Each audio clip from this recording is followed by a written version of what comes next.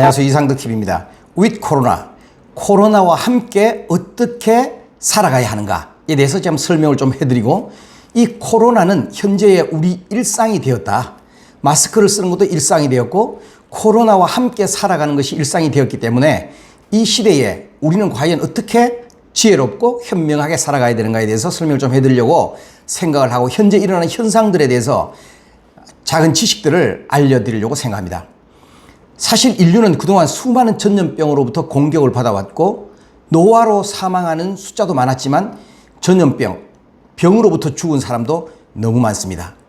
인류를 크게 위협했던 전염병들은 크게 세 가지가 있었죠. 패스트균에 의한 흑사병이 있었고, 스페인 독감, 그리고 현재 코로나19, 이런 세 가지를 크게 들 수가 있습니다. 그러면 흑사병은 1300년대에 4천만 명을 죽음으로 이르게 만들었고, 스페인 독감은 1900년대에 2100만 명이라는 많은 숫자, 그리고 현재 코로나는 세계적으로 2000년대에 200만 명이 넘게 벌써 사망에 이르렀습니다. 흑사병의 경우에는 그 당시 인구가, 유럽 인구가 그렇게 많지 않았기 때문에 거의 유럽 인구의 50% 정도가 사망했다고 말하고 있고, 그 당시는 또 의학이 발달되지 않았던 시기라 사망자 수도 인구에 비해서 엄청난 숫자였다고 생각할 수 있습니다. 그런데 현재 코로나 바이러스의 강력한 변이 출현, 돌파 감염 등으로 코로나19 팬데믹이 장기화되면서 백신을 맞은 경우에도 감염이 되고 있고, 아직 인류의 의학적인 발전으로 감당할 수 없는 전염병으로 발전되고 번지고 있습니다. 코로나를 완전 박멸할 수 있다는 의료계의 확신 있는 뉴스는 아직까지 없고, 시간이 지날수록 포스트 코로나, with 코로나가 이런 말들이 대두되고 있습니다. 이런 코로나19의 완전한 종식을 기대하기보다는 치명률을 낮추는 세계적인 또 새로운 방역 체계 등을 도입해서 코로나19과의 공존을 준비해야 된다, 이렇게 생각하고 있는 듯합니다. 우리 인간과 의료계의 한계를 현재 어느 정도 나타내고 있는 듯합니다. 그래서 우리 정부에서는 with 코로나를 코로나 일상으로 번역하기도 했고, 코로나 일상으로 우리가 어떻게 같이 살아갈 수 있을까에 대해서 연구하고 생각하는 시기가 되었습니다. 사실 우리가 지금 현재 중요한 말들은 코로나, 포스트 코로나, 그 다음에 with 코로나 두 말이 있는데, 포스트 코로나라는 말은 포스트라는 영어로 이후에라는 뜻과 코비드-19을 합성해서 포스트 코로나로 이렇게 말을 했죠. 코로나 끝난 이후에 경제적, 사회적 변화된 생활을 가리키는 용어로서 이미 코로나 이후에 우리는 어떻게 살아갈 것인가, 그 말은 뭐냐 하면 우리가 살고 있던 문화와 생활 패턴들이 많이 바뀌어 버렸기 때문에 그 뒤를 준비하자, 이 얘기를 하고 있고, 현재 대두되고 있는 with 코로나의 뜻은 코로나가 종식될 것이다 라고 모두들 기대는 하지만 시간이 지날수록 코로나가 완전히 종식된다기보다는 종식되기 어려우니 함께 살아가자. 현재 우리가 감기나 독감처럼 이렇게 생각하고 살아가는 게 어떨까? 왜냐하면 경제도 마비되고 인간관계도 마비되고 많은 것들이 마비되고 있기 때문에 이런 것들을 위해서 일상에 같이 생활할 수 있는 방법과 방역 체계를 좀 만들어 나가자, 이렇게 얘기하고 있는 것 같습니다. 그래서 이제는 코로나와 함께 살아가야 하는 세상이 될 것 같고, 코로나와 함께 살기 위해서 with COVID-19으로 표현을 하고 있습니다. 이 두 단어를 예측을 배우는 세상은 백신이 나오거나 코로나 종식 선언이 되어야 하는 것으로 알겠지만, 지금 우리가 예상할 수 있는 것은 마스크 착용이 일상화되었고 코로나와 함께 살아가는 게 일상이 된 시기에 우리가 이제 살게 되었습니다. 어떤 형태가 되든지 간에 인간의 목숨보다가 더 귀중한 것은 존재하지 않습니다. with 코로나가 되었든 포스트 코로나 되었든 어떤 형태든 간에 인간의 생명의 귀중함, 생명의 소중함을 잊어버리고 어떤 체계를 만든다든가 방역 체계를 만든다든가 이렇게 할 수는 없다는 얘기입니다. 그래서 코로나 시기에 마스크 착용은 정말 의무화가 되었고, 마스크 착용하지 않으면 이제는 벌금이나 구속까지 될 수도 있고, 지하철이나 공공장소, 버스 같은 데는 아예 탈 수가 없을 정도로 이제 마스크와 같이 생활하고 코로나와 같이 생활하는 시기가 되었죠. 참 재밌는 얘기로는 군 복무는 남자들의 의무지만 마스크는 모든 국민의 의무가 되었다. 이건 의무가 된 거죠. 남녀노소 모두 다 나를 위해서, 남을 위해서 반드시 착용해야 하고, 눈에 보이지 않는 작은 바이러스인 코로나를 파급되는 또 번져나가는 전염되는 역량에 의해서 우리가 차단해야 되는 게 이제 마스크를 써야 되는 어떤 이런 시기, 이게 이제 with 코로나가 된 것 같습니다.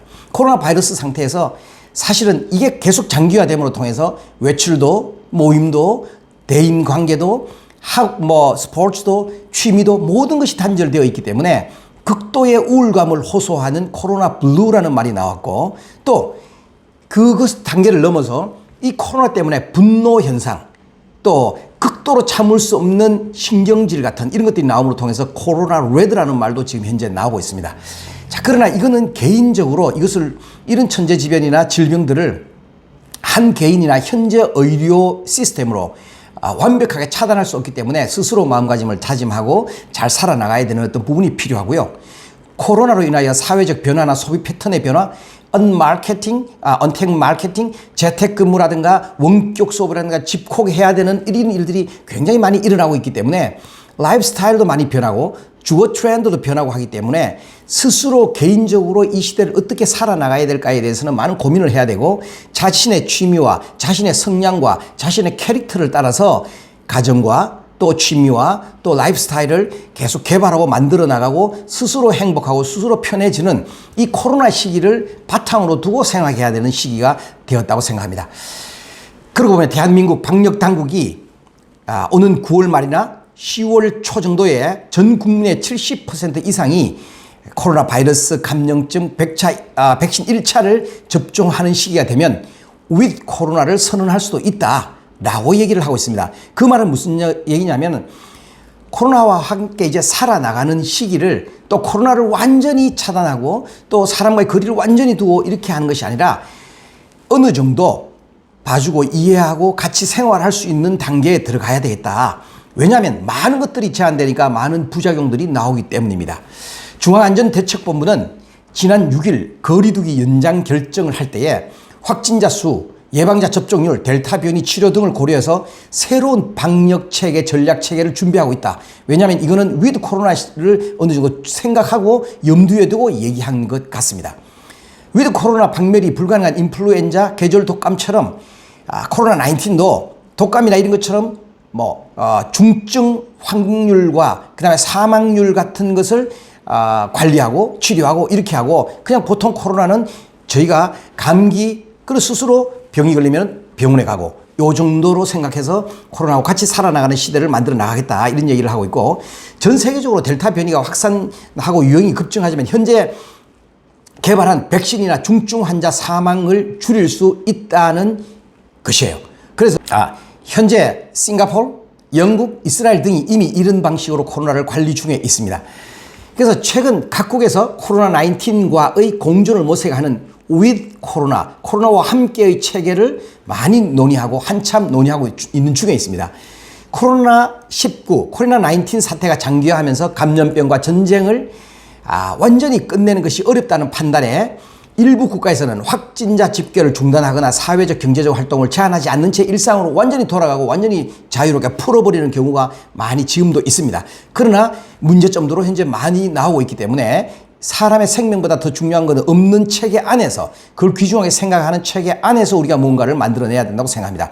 다만 우리나라는 아직 위드 코로나를 적용하기에는 시기상조라는 말들이 굉장히 많이 나오고 있습니다. 사실 위험하죠. 많은 사람들이 모였을 때 많이 감염률이 있고 또 확진자가 매일 또 많이 나오고 2,000명씩 이상 나오기 때문에 정부도 예방 접종률이 높아질 때까지 위드 코로나를 시행할 수 없다는 입장을 가지고 있기도 하고, 추후 확진자 수, 접종률, 치명률, 그 다음에 의료체계의 역량, 그리고 의료체계 델타 변이 치료를 어느 정도 할 수 있을까의 데이터 시스템이 준비되고 난 뒤에 이런 일들을 하려고 생각합니다. 앞으로 비대면 사회가 일반적인 삶이 될 것 같아요. 그래서 지금까지는 사람들을 만나서 일도 하고 대화도 나누고 친분을 쌓았지만, 앞으로는 과거의 공상영화에 나왔듯이 사실은 비대면으로, 화상으로 모든 것을 해나가고 우리가 만나지 않고 모든 것을 해결해 나가는 시대가 많이 온 것 같습니다. 그러나 우리가 이런 시기라도 또 그동안에 있던 혈연과 학연과 지연으로 통해서 우리가 쌓았던 친분을 없앨 수도 없고, 또 이런 것은 꾸준하게 대화해 나가면서 사람이 사람을 만나고 사람이 사람과 대화를 하고 사람이 사람과 좋고 희노애락을 감정을 나누는 것만큼 중요한 게 없다는 생각이 듭니다. 그럴 때 우리가 위안을 받고 인간으로서의 보상을 받고 사람이 사는 것처럼 사는 것 같아요. 그래서 우리가 어떻게 살아가야 될지를 지혜롭게 만들어 나가는 것이 굉장히 중요하다고 생각합니다. 그래서 아무튼 간에 스스로 방역과 스스로 위생을 철저히 해서 코로나에 걸리지 않는 게 최우선이고, 그 다음에 우리가 주위에 있었던 많은 것들, 자기 취미나 생활이나 라이프 스타일을 개선해 나가는 것이 굉장히 중요하다고 생각합니다. 또 한 가지 말씀을 드리자면 이 포스트 코로나나 위드 코로나에 대한 뉴스, 정보, 지식, 책들이 많이 나왔습니다. 이걸 보면서 나와 어떻게 맞게 만들어 나갈까에 대해서 준비하고 생각하는 것이 굉장히 중요하다고 생각합니다. 다음 영상에서 만나도록 하겠습니다. 감사합니다. 이상덕이었습니다.